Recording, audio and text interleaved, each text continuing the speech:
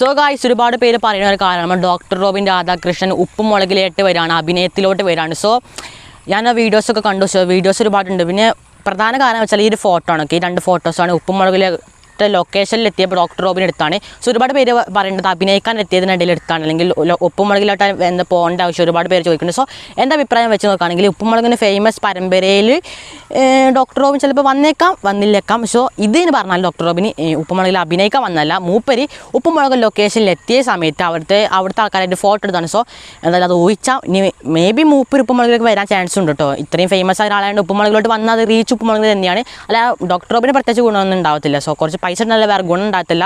കാരണം doctor Robin already famous ആണ്. ഉപ്പുമുളകിനെക്കാട്ടിലും അവരെക്കാട്ടിലും അറിയപ്പെടുന്ന വ്യക്തിയാണ് ഡോക്ടർ റോബിൻ രാധാകൃഷ്ണൻ. സോ അങ്ങനെ എല്ലാവർക്കും അറിയുന്നതായിരിക്കും.